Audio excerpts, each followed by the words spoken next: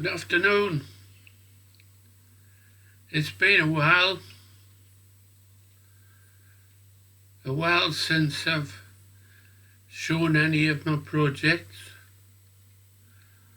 At this time of year, the end of January 2022, I'm deep into a project for one of my grandchildren. For those of you that follow my exploits on building large radio control models, you may well have seen the radio control mini motorbike and sidecar I built for my grandson Noah. Well, they've had another grandchild on that side of the family. So welcome to my new granddaughter, born in November 2021, just coming up to 3 months old, Madison Vanessa. Yep, a lovely baby girl. So it's only fitting that I should build a radio control large scale model for Madison.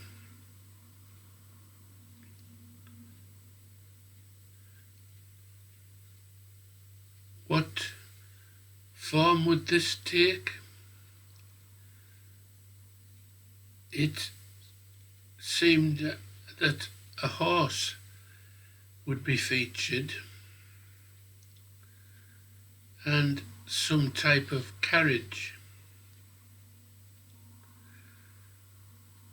And the carriage I've settled on goes back to the days of Roman times. So it's a horse and chariot. I'll let you dwell on that for a moment. Yep, a radio controlled horse and chariot. So, what on earth could I possibly use to build this large scale radio control model chariot? Well, bearing in mind that Madison is not yet a toddler,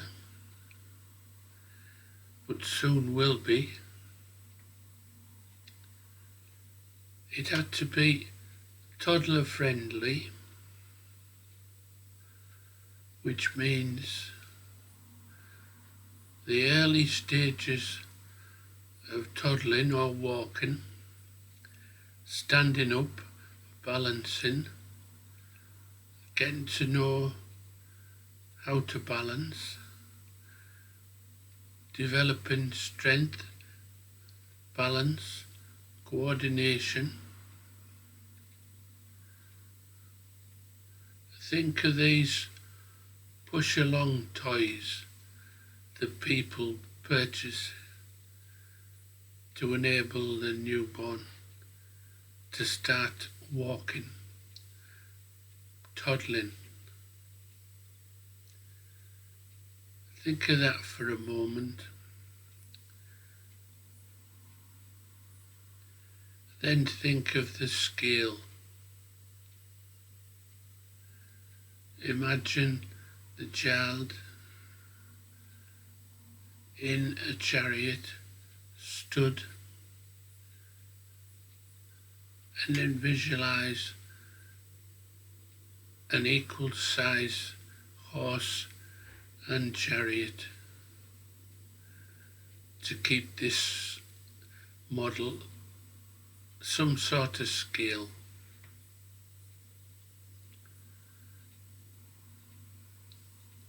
And what would I use to power it? Well, powering using 24-volt batteries from a rechargeable power drill, hand drill, have already been cracked during the design and build process of Noah's motorcycle and sidecar. So it seemed obvious that if the same family was to own both large-scale models, it would be logical to have batteries that could swap from one model to another, interchangeable. So the purchase of a handheld e-power pistol drill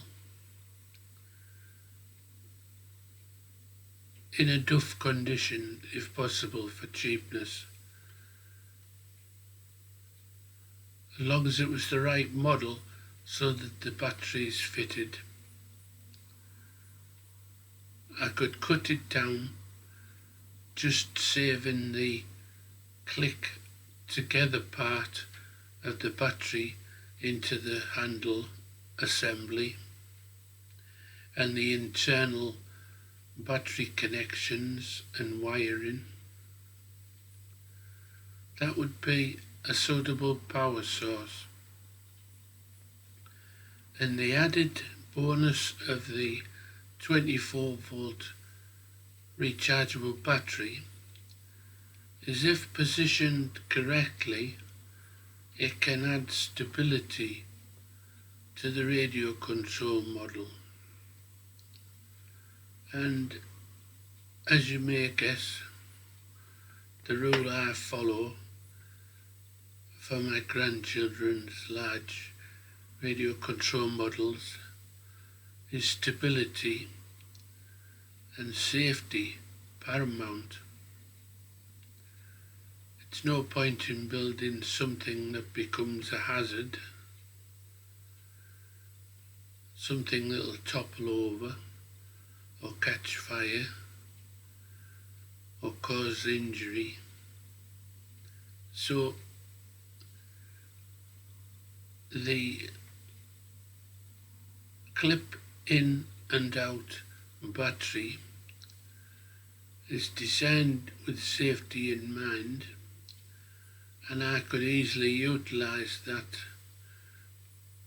or part of that drill handle procedure to keep the batteries easily changeable on both large radio control models. So that's the battery source. Why 24 volt? Well, one of my neighbours was disposing of a not needed, well loved, well used, but no longer needed, powered scooter, the type that a teenager might rip along the pavements on. These have amazing powerful motors built inside a wheel, which is built inside a tyre, and when mounted in a simple fork, propels the youngster tremendous speed. and is certainly an upgrade from a push-along scooter. So that was the motor and front wheel, and part of the scooter looked a little bit like the front legs of a horse. So you can see it was starting to evolve even at the thought process stage. The same neighbour, very kind. Thank you, Mark.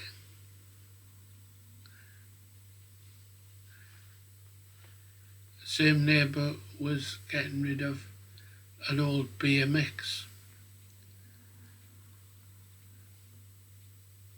So that would be the backbone.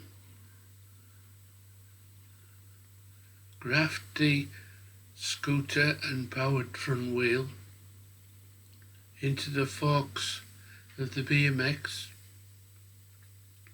spread the rear fork wide enough to have a chariot carriage, and all of a sudden I've got the concept of an idea for the radio controlled horse and chariot. I was always going to carve the head and neck of the horse,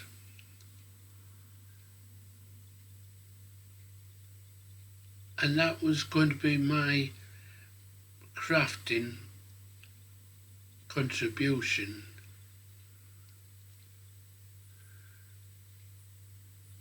None of the care of carving and making and designing and getting it right and getting it wrong and developing, none of that would come through if I just used a readily available horse's head from a toy or some other source. So carving the head would be how I would put love, essential love, into the model. And this would be carried through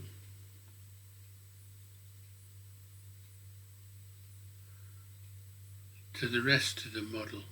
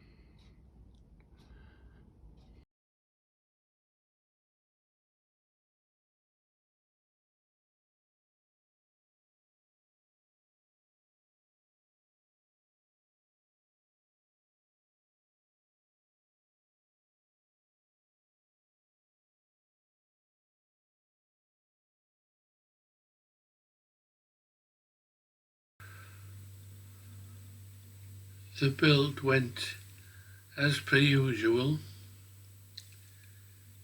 A few days heavy designing, then redesigning, deciding on a scale, wondering how to build a lightweight body for the horse, trying to conveniently disguise the chassis, spine, framework, whatever.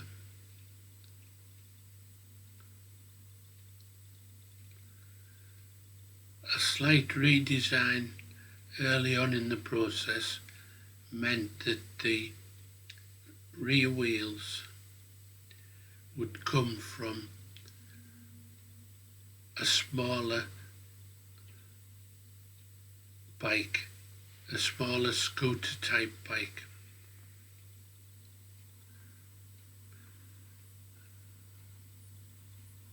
The width and design of the chariot body evolved. I had some suitable aluminium to provide the base and protect the rear axle from prying fingers. A solid rear axle, unbroken, would provide a little bit more strength in the axle assembly.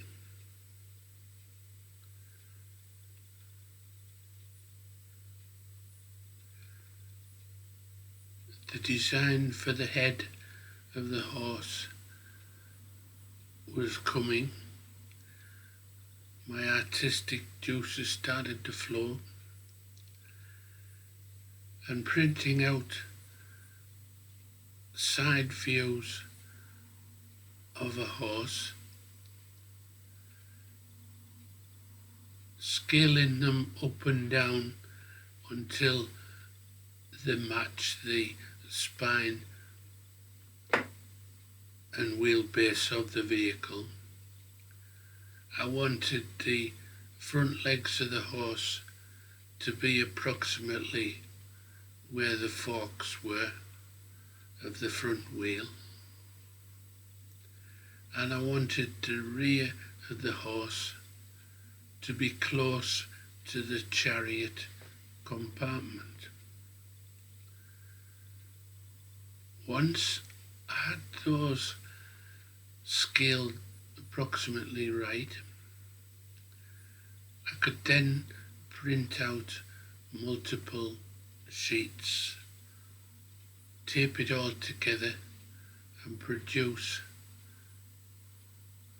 a left side and right side of a horse stood still. Placing it against the bare skeleton chassis, I could start to see the possibilities of how the model would evolve. It would have an element of steering, as any radio control model needs, but not too much, possibly 15 degrees left or right. That's what we used to use on race bikes,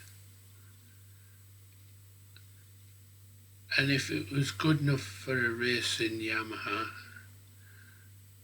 or Velocet or Norton, then it would be good enough for Madison's Roman chariot.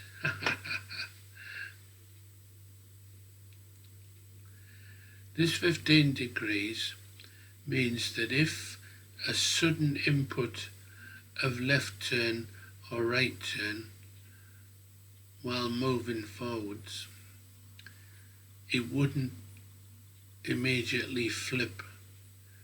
Being a three-wheeled carriage, it is possible to tip up, and with safety in mind, I wanted to lessen the possibility of this. So keep the weight low down, keep the back axle as wide as possible, and don't turn any more than you have to. This, in this size or scale of a model, means there is a relatively large turning circle, but better that and have a safe vehicle than have a quick turning, unstable model.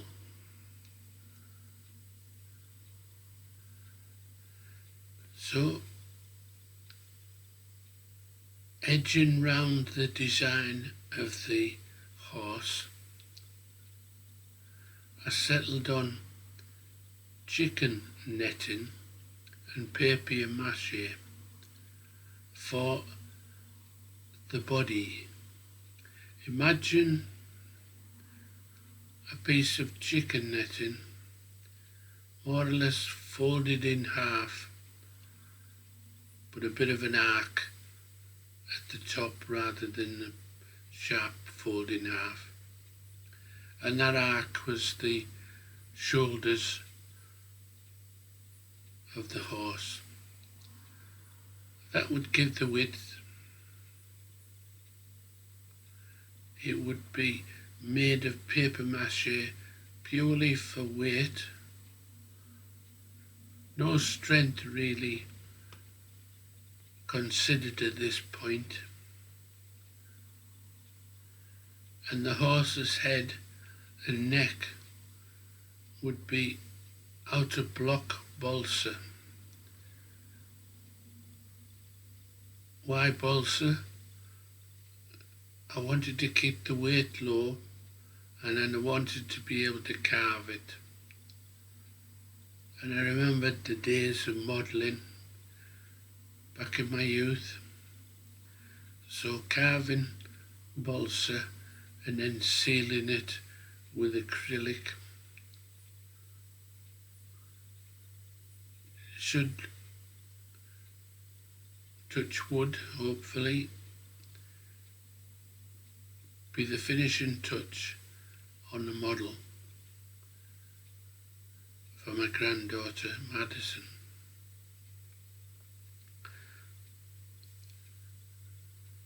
Let's have a look at the build to date and the first run in the street,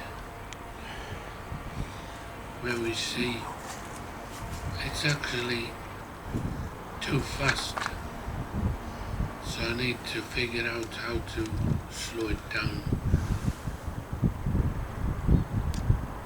It's usually the other way around in my builds. I'm looking for a bit of speed, but this, I'm looking for a gentle, fun toy rather than breaking any land speed records. But there is a land speed record for radio controlled horse-drawn chariots, but maybe I should end it. That's for another day and another video. Thanks for joining me on another journey. Join me again soon as the build continues. Thanks for watching.